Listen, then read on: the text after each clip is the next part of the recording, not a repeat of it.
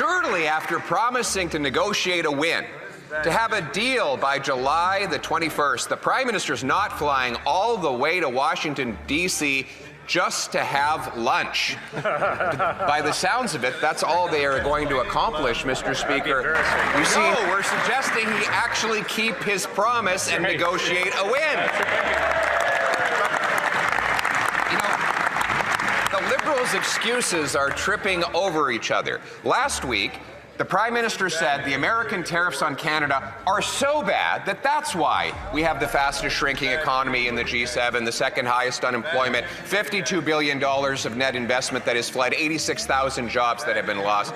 And now they're saying that we have the best possible position. This Prime Minister is standing up for our country, standing up for our workers, standing up for our steel industry, and these crazy hair-eyed schemes that the Leader of the Opposition comes up with just to get in the news cycle are quite frankly a little embarrassing. All the hyperventilating in the world will not change the fact that the Prime Minister casually said in the Oval Office today, he bragged that $500 billion Canadian investment dollars have left for the States in the last 5 years, and then promised that $1 trillion more will leave in the next 5 years. He made a massive $1 trillion concession before the deal was even signed, and without getting anything in return.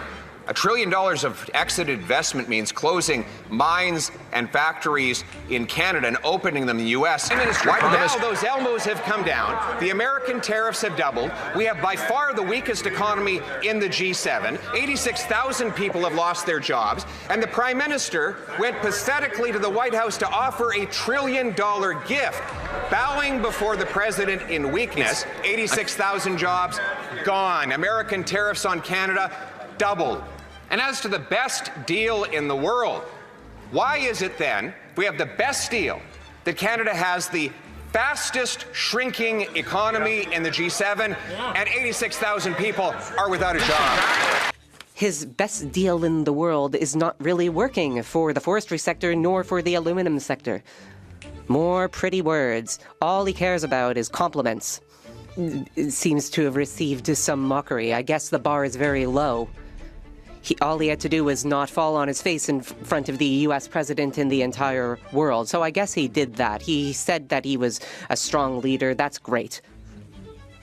But the Prime Minister ought to gain more and talk less. The truth is the Prime Minister came back empty-handed with nothing at all. Zero. Zilch.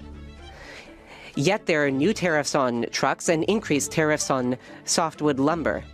The great negotiator is again coming back into the country, the tail between his legs. When will believe in Canada? This Liberal Prime Minister won't even pay taxes in Canada, Mr. Speaker. Canadians trusted the Prime Minister to fight for their jobs and to fight for their paychecks. And months after he vowed to get a deal, there still is none. There's 86,000 less Canadians working. He doubled the deficit at home, $54 billion of investment that fled south with the promise to make it $1 trillion. In what world is a $1 trillion gift to Donald Trump considered a win? With this Prime Minister, in addition to keeping all the Trudeau-era policies that are already chasing away jobs and investments, this Prime Minister decided to offer a $1 trillion gift of Canadian investment dollars flowing to the U.S. That means mines built in the U.S., factories built in the U.S., sawmills built in the U.S., all with Canadian investment dollars. So he has a duty to tell the Canadians who are the owners of this $1 trillion that he wants to push out of our country. What is in this deal? Because he said it would actually be in the agreement that he's going to move $1 trillion of private money south.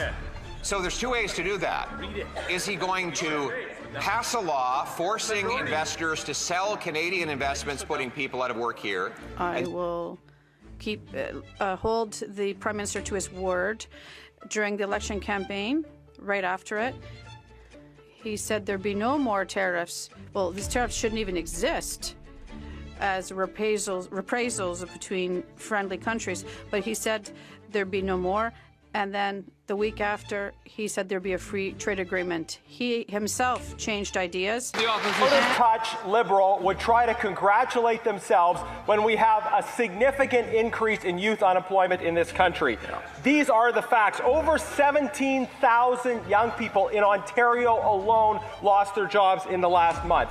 Overall unemployment remains at 17.1% and continues to increase in major cities, including the city where that parliamentary secretary is supposed to represent. How can these Liberals dare try to pat themselves on the back when Statistics Canada today shows even more young people out of work? Very good. That suggests she doesn't actually understand how the unemployment rate is calculated, because the unemployment rate is the percentage of those in the workforce who are trying to work and aren't able to. And the unemployment rate has gone up. It's approaching 15%, approaching 500,000 young people who are unemployed. That's 1 in 7.